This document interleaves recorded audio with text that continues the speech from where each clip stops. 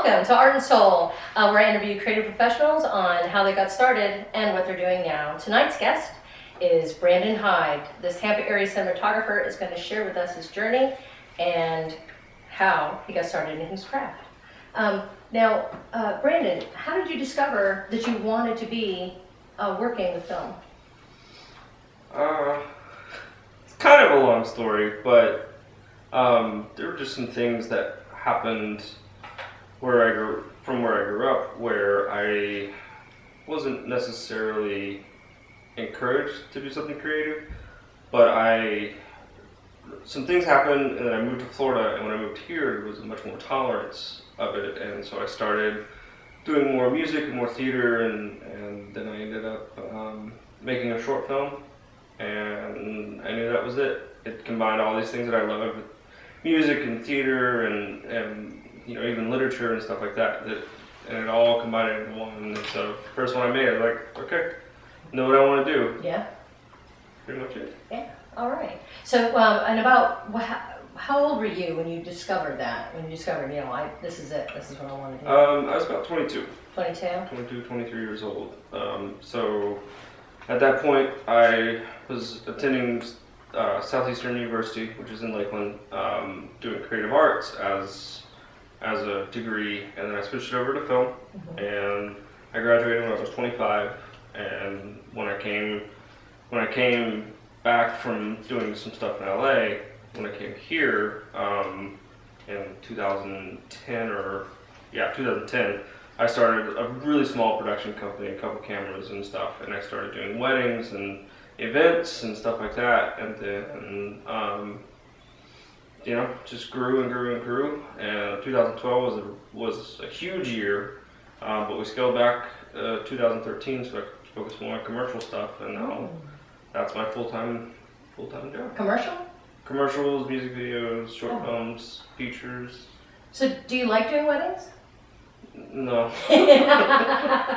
Come on, I had to ask. Because I noticed you mentioned weddings once, but then never again. There's some people that are really, really fantastic at it that love it. Yeah. It's very hard to control. Oh, there's no repeating a whole lot of stuff. Walking down the aisle, she's out of focus. And it makes me not look like. And you're gonna have more than one camera, so I'm not manning every camera. I'm not overlooking every camera because I can't. Some restrictions in churches: you can't go here, you can't go here, and that's not my shooting style. I like to have a lot of creative control with the lighting and with the framing and stuff. And so doing what I do, I enjoy it more. Yeah. So with weddings, it's less about the creativity. And that's kind of where of course my approach, I don't know how to do anything other than how I know how to do it. So I would still try and make it creative, which is why I was making pretty good money doing it, and I was booked. I did 42 of them in 2012, which, doubles pretty much every weekend. And then we did one triple weekend, Friday, Saturday, Sunday we were shooting, and so people liked what I was doing. I felt burnt out on doing it. Yeah, I've heard that that's a pretty hard thing. Yep. So did anything specifically transpire for you to know that, cinematography, that's where your talent is, or that's where you're... I remember I was reading this book, and I knew very little about film. I was probably 3 months into it, and I was reading this book, and it was talking about all the positions. And it said, producer is usually an organizer, and depending on what role they have, because you have associate producers, you have your production manager, they're the schedulers, and you have all these other things. You have director, and you have your first AD, you have your director of photography. And when I read director of photography, it was basically saying like head of camera and lighting department, anything that's on screen, they're in control of. And I was like, oh. That one, because I don't like necessarily talking to the actors. Not that I'm like, I don't talk to them. Just I know that there's a specific way to talk to actors, and I'm not the person to do that.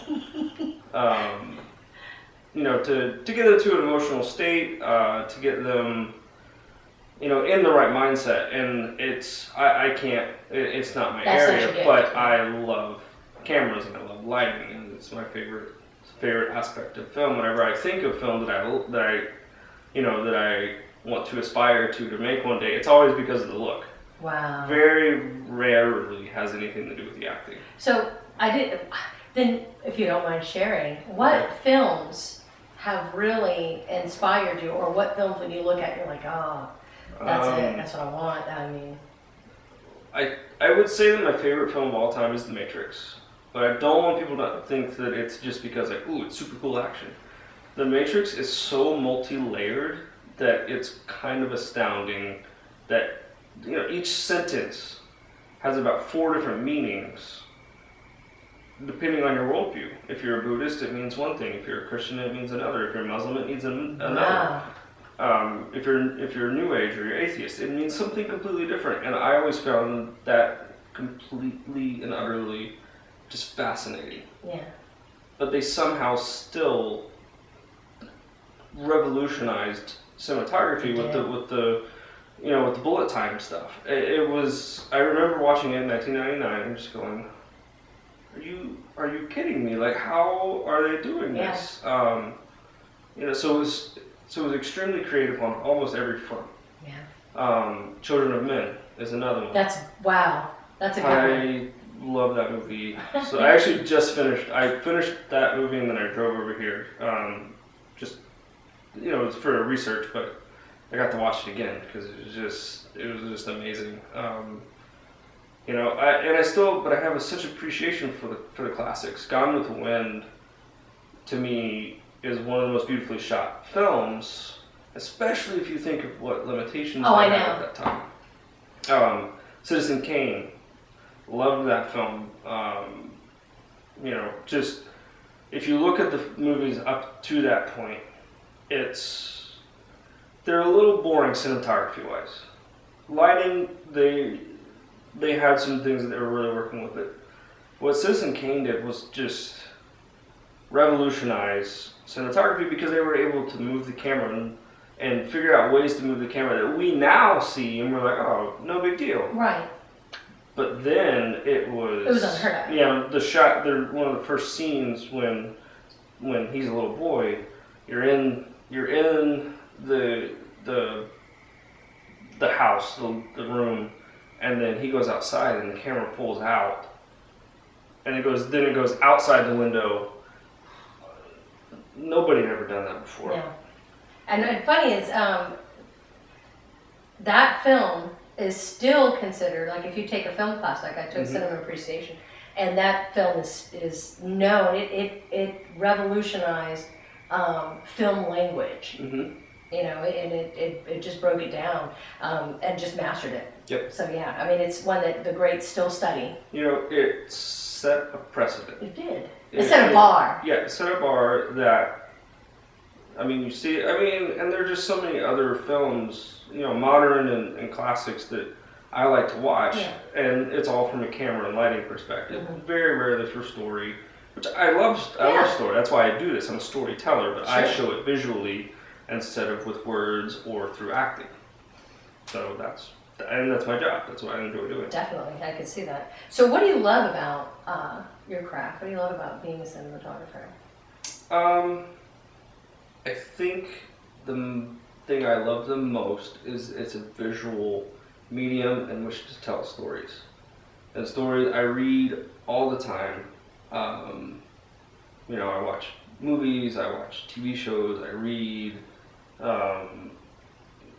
Just all these avenues. I love playing video games because there's such a narrative that goes through these games a lot of times. The Assassin's Creed games, which are some of my favorites, just really able to latch into those stories. And I think that, using what skills that I have and the talents that I have, learning all these aspects and telling those things visually is that's what I find the most, what I love about my job. So, so you've been doing this for a while. You went to film school and you've been doing it for a while. And I'm sure do you still learn new things? Yeah. So what was thus far in your career, What was the one thing you've learned that really made you go, wow? I kind of made you just feel like, now I'm excited to do this. Got even more excited. Probably lighting. Really? Like, creating soft light, I should say. Soft light is, if you take a big light and bounce it off something and let it, when it bounces, it kind of floats everywhere.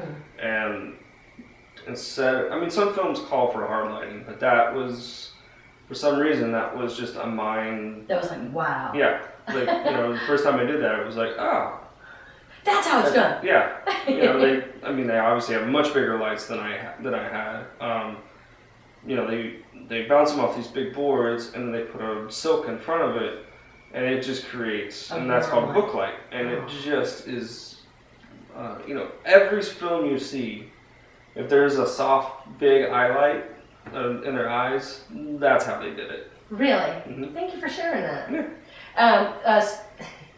So, I have to say, what do you hate about your craft? If anything.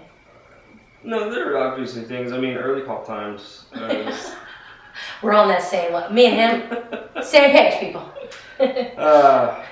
Early call times, but I get it, and a lot of times I'm the one pushing because I'm like, no, we need to be here at 5 a.m. because I got to catch this, the right sunlight when the sun comes up at 6:30. Because we got to be on it because I can't hang the sun and be like, okay, hang out right there. But if you could, man. Yeah, if I could, we would start like 2 o'clock and end at like midnight every time. That's my favorite time of day. But early call times, and then just a time crunch. Trying to find the balance between making it look right and look good, and making sure that I'm time conscious. For everybody's sake, for the production's sake, because we don't want to be there for 20 hours every time we have to shoot. That's not, that's not anyone's plan. No. That makes perfect sense. I think it's cool, that you think of that kind of stuff.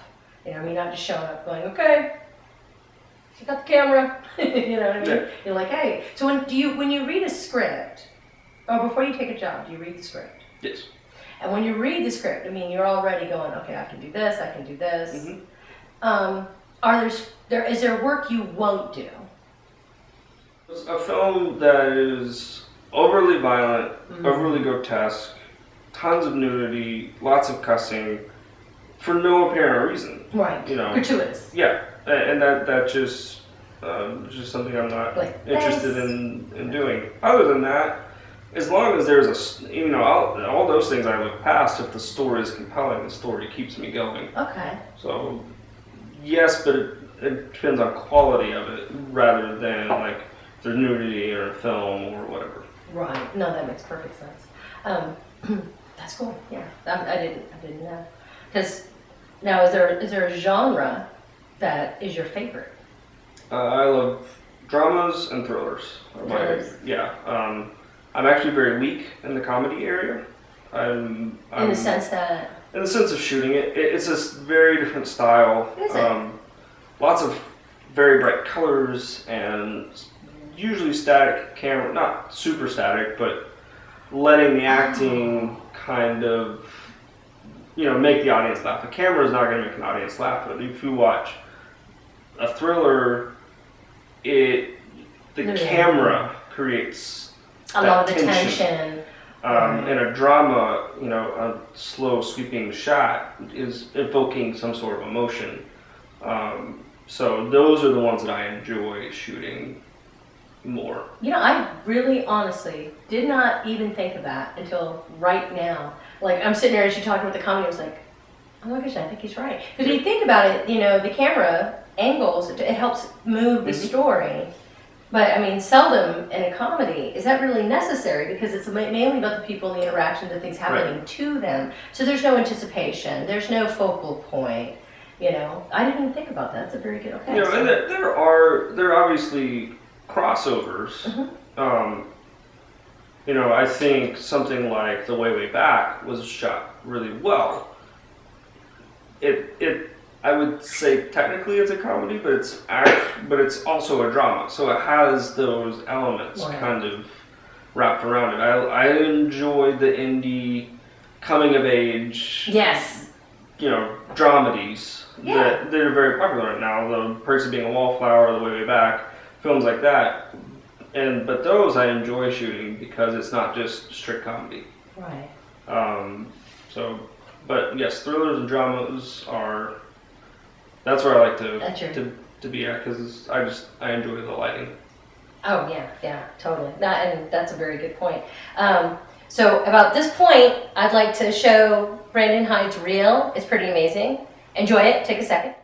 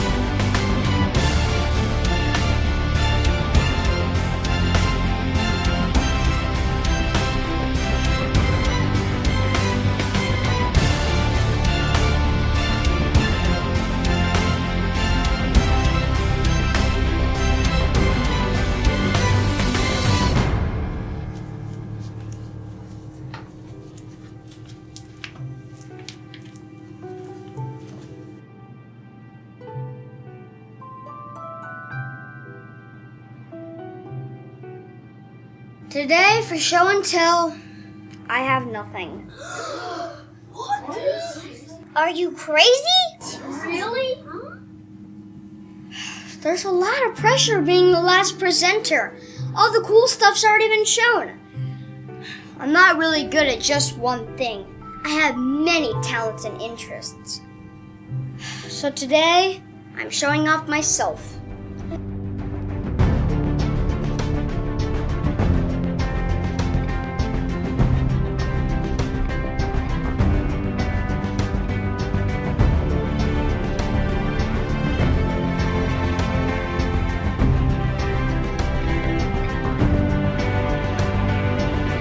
Come on!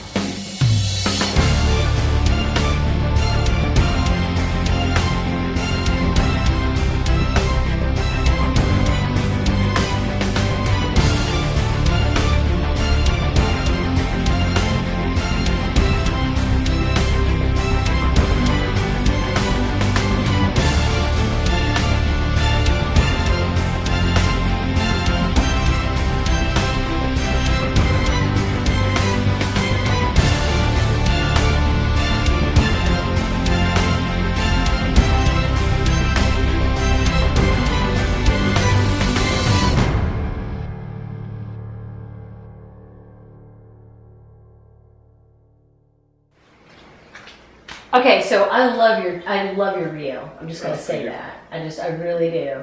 As a matter of fact, the first time I saw it was when we were working on syntax, and we're hoping to have you work on with us on that. And I remember seeing it, and when it came to the part about show and tell, I was like, oh, it was just so good. I mean, when you consider the reel and what it's for, that clip right there with the music stuff, it was just, I loved it. I'm just saying. So moving on. So what are you working on? Well, actually, no. I wanted to know, what was your best experience on set?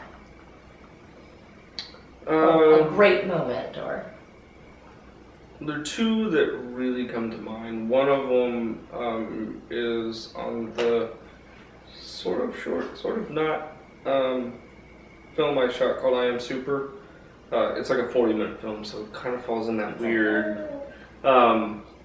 But it was cool because we knew the script, obviously, but as we hit the hospital scene, which is the emotional climax of the scene, we already had our physical climax. Now we're going to the emotional climax into the resolution. And when we were shooting it, I just remember thinking, this is going to be good. Yeah. Like, I saw it, I knew it was happening, and just the camera moves and the lighting and the acting, it just... You had that feeling. Yep, just all came together because I knew what we had shot and what we were going to shoot, obviously shooting out of sequence, but I saw, okay, building blocks, and now we're here, and what we're shooting is great. And there was another one that I will never forget as long as I can remember doing this. There was a short film I called that I co-wrote and semi-directed, but directing credit goes to my friend Jeremy Navarro, who also he was the other half of the writing. So we were really the creative collaborators on this script. And there's this scene where after the husband leaves the woman, that she's just on the bed and she's crying. And the story is based off of our actress's story of divorce.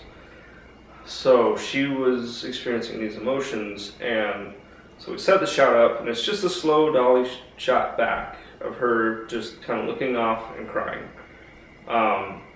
My friend Jeremy, who was directing it, was just talking to her to get her to that point, but I could see, watching on our monitor, I could see her not even paying attention to him, but being back being pulled back to that moment of when that actually happened. And when the camera was called cut, nobody in the room moved. Wow. The tension and just the gravity. You could just feel it. The gravity, yeah. Yeah, and the shot's a beautiful shot, mixed in with all these other beautiful shots. So I don't even know if the audience, if they saw the sequence, if they'd even be like, oh, that one. But on set, that one, That was memorable. Yeah. Wow. Yeah. Man, I hope in the future, years from now, I can have you back on the show, and I'd like to see, so is that shot still there? Is that still in the experience? I'm just saying. So what have you been working on now? Or recently? Recently, lots of commercials. Did a short film recently called A Flower That Blooms. Really interesting. It's only one take. It's a minute-long short film. It's only one take, but it's a big zoom shot, close up on this picture. And as we zoom out, we see that we're in a museum and there's people passing by quickly in a time lapse. But then one person walks by in regular motion. I don't want to give away the whole story, Sure. but that's the whole idea. It's just one shot, but we had to shoot it a couple of different ways with motorized timing and pulling focus and zooming, all to match, because you can't shoot people moving and then time lapse them if we were to shoot the whole thing for a minute. So we had to use timing. So that was, first of all, a lot of fun, but also a really great shoot. I'm getting ready to work on 3, which is a web series by Lucas Omar. We're going to be shooting that May 6th through the 9th, I believe. Oh. Yeah, so that's coming up. Just shot some commercials with Brandon Agan for a plumbing company. Nice. That we got a knight in full suit of armor, because their logo is a guy with a lance on a horse. So we had some fun with that. I'm always working. Okay, what is your favorite shot or camera movement or film language? I don't know the best way to ask that. Shot. Are you asking? Like when you're on set and you're making a shot, when you're having to do a thing. Oh, okay. Well, I have 2 answers for that. One, my favorite shot is actually not one that I've ever done, but it's from my favorite cinematographer. It's in Atonement. That is a 5-minute 7, 8 minute, however long, shot of one take going around this beach as there's fireworks going off and choirs singing and horses being shot and just so much is going on. And it's my favorite shot that I've ever seen in any movie. What movie? Atonement. It was made in like... I think I saw that. Didn't it have Keira Knightley and James McAvoy. Yes. Yep. I'm gonna have to go back and watch it. Yep. Directed by Joe Wright. It won Best Cinematography in 2000. I want to say it was 06, but it could be... It was... 07, 08. Somewhere around there. Mhm. And that shot to me is just absolutely... It's gorgeous. It's amazing. The whole crew. I read, and this is part of being a team, I read that they only had 3 days to get the shot. And normally it was supposed to be kind of a traditional setup, shoot here, setup, shoot here. But they were looking at it and just going, there's no way. There's no way we can do this. So they spent setting it up. And then the rest of the half the day when the light was good, actually doing it. I think they got it on the third take. Wow. Is when they got the one they used in the film. And it's just one continuous shot. One continuous shot. It's absolutely stunning. Just, when you say masterpiece of cinema, not the entire film, but that shot. Particular shot.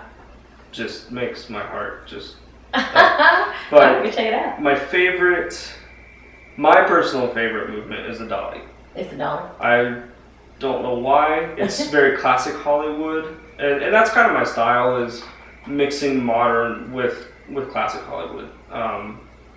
And that's at least how I like to think my style is. And the dolly it just adds, just even slow dolly is kind of, if we were shooting here, just using that as a reveal, foreground and the background's parallaxing and all, it just... You like the movement? I love the movement. So how did you get started on this? So you knew you wanted to do it, but then I noticed you're a very busy man. You're just a very busy man. Yeah, my wife, Sophia, who's an amazing, amazing woman. She is. Yeah, she basically implored upon me to do networking. So what we did, as I mentioned earlier, I was doing a lot of weddings and stuff like that. But in January 2013, or actually even a little bit before that, but we said in 2013 we're only doing like 10 to 15. We're not doing 42 like we did. We're not doing 25 like we did in 2011. 2012 we did 42. This year we're only doing about 10 to 15. Meaning that I had to go out there, I had time and I had the energy to go out and just network. Every network meeting I could find, Tampa and Orlando, because I live in Plant City, so I'm good nice. Middle distance between it, a little bit closer to Tampa. But just everything that I could find, I was on free shoots and low paid shoots, and because you got to prove yourself. Yes. And I really started seeing a turning point in probably October of 2013. Kind of started, and then I was able to prove even more because I was getting a little bit bigger projects. And then really in January, it just took off. And I'm, 5-6 days a week, I'm on a shoot. You're busy, man. Everywhere I go, Yeah. it's like, Brandon's doing it, family. How's he doing all that? You're like Hermione Granger. You get the little necklace and It's really funny because people will be like, hey, can you work, the 22nd? And I look at my calendar and I'm busy the 21st and the 23rd. But somehow it's just worked out that I'm not busy on the 22nd. And so I'm like, yeah, I can do it. And that's amazing. Yeah, it's worked out very straight. I know there will be times when I'm like, I'm already shooting, but that's only happened a couple of times. Wow. It's been and it has nothing to do with me. They just send me the date and I'm like, yeah, I can do that. That's But I noticed you've been really, really busy. So the networking thing worked out. Networking thing worked out. It worked out. Lots, Good. and it's not something I like doing, but I understood the importance Oh, of it. absolutely. And Absolutely. Facebook's been big. Facebook has, you can friend request people, and they don't know who you are, but they're like, oh, cinematographer or whatever, editor, visual effects artist, living in Tampa or whatever, and they accept it. You've Yeah. never met this person. I do it all the time. They'll, Facebook me. I do a little bit of like, okay, who are you? Yeah, I do the slide, Yeah. But I mean, you can tell in just a second or two whether you want to be friends with this person or not. So you just do it, and that's been huge. I'm actually Facebook friends with two really, really big cinematographers. We're talking Oscar-winning. Wow. Just because I was just like, maybe they will. And yep, they accepted my friend request. I've had a couple of conversations with one of them. That's awesome. He actually won for Life of Pi, Claudia Miranda. I love that movie. Yeah, so Claudia Miranda shot it, and I got a couple of conversations just asking if, I didn't want to overstep it, Sure. but just a few things. Just in the water. Yeah. I haven't messaged the other one because he is my favorite cinematographer. So yeah. So I'm a little intimidated, I guess. Yeah. Even though he seems like a super nice guy, I just haven't. I don't feel like I have anything to contribute to him yet. So Oh. we're gonna get Do you there. feel comfortable maybe asking him, like, hey, I really love this film? Not really. Yeah, I feel like Not that'd be kind of hard. I mean, I think it's cool you even did that, Yeah. to be honest with you. Well, I was like, the only thing you can say is no, and you never know if somebody rejects It's your friend request. So I was just like, maybe he'll accept it, maybe he won't. But So what a victory, huh? So I had a little minor freak out when he actually accepted it. Because for me, like, if you're a director, for me it would be like if Steven Spielberg accepted your friend Yeah, request. exactly. Because he is my favorite cinematographer, like, bar none. And so yeah, it was a little, but it was cool. And hopefully one day we'll be colleagues, and I'll be like, oh yeah, hey, remember Oh, that'd be cool. I was nobody, and you I have accepted it. I have the interview. This is gonna be good. Oh, I love it. I love it. That's awesome. What films have you worked on so far?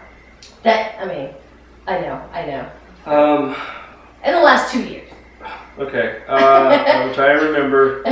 People are watching this and I don't remember your film. I'm sorry. I I put him on the spot. Yeah, I'm very. I Am Super, Soulless, which were directed both by Brandon Hagen.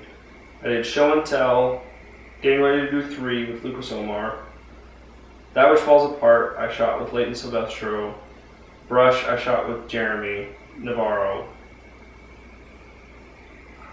There had to have been a couple more in there. Permanence, which I shot with Kenneth Davis.